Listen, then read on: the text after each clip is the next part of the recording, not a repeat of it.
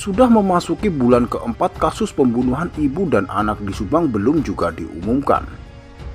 55 saksi diperiksa oleh penyidik kepolisian, salah satunya penjual surabi yang ternyata mengetahui keberadaan Mimin Mintarsih dan Yosep Hidayat ketika hari di mana Amel dan Tuti jadi korban pembunuhan ibu dan anak di Subang. Hal tersebut diungkapkan kuasa hukum Yosep, Rohman Hidayat, ketika diwawancarai tim Deks Jabar Kamis 16 Desember 2021.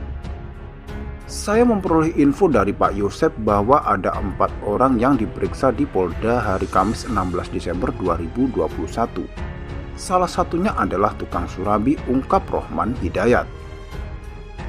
Ada 4 saksi yang dihadirkan penyidik pada Kamis 16 Desember 2021. Salah satunya penjual surabi.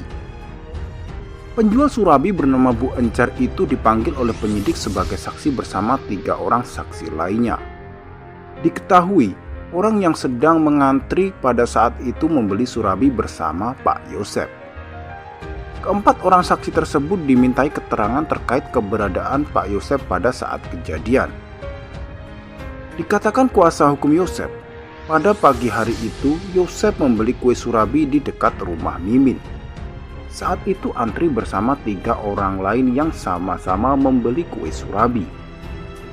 Setelah membeli kue surabi, Yosep berniat untuk pulang ke rumah Tuti Suhartini, tepatnya di tempat kejadian perkara, untuk mengambil stik golf.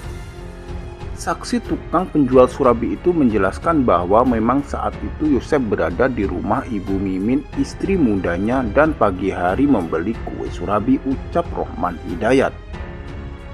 Adanya keterangan dari Mimin, anaknya, serta tukang surabi yang menguatkan jika Yosep pagi itu tidak ada di rumah korban pembunuhan Subang yang menewaskan Tuti Suhartini dan Amel. Rohman Hidayat semakin yakin Yosep tak terlibat dalam pembunuhan ini. Saya yakin bukan Pak Yosep, karena sebelum penyidik yang mencecar pertanyaan, saya memastikan dulu kepada Yosep dan saat itu bersumpah di bawah Al-Quran, dan Yosep menyatakan tidak terlibat dalam kasus pembunuhan di Subang tersebut, katanya.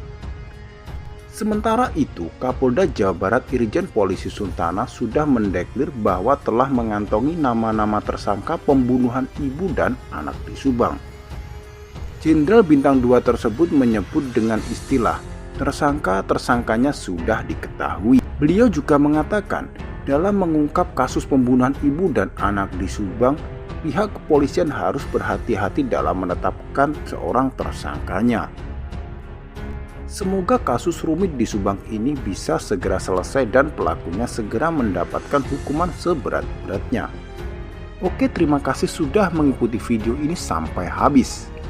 Tapi jangan lupa untuk tekan like, komen, dan subscribe supaya tidak ketinggalan informasi terupdate dari channel ini.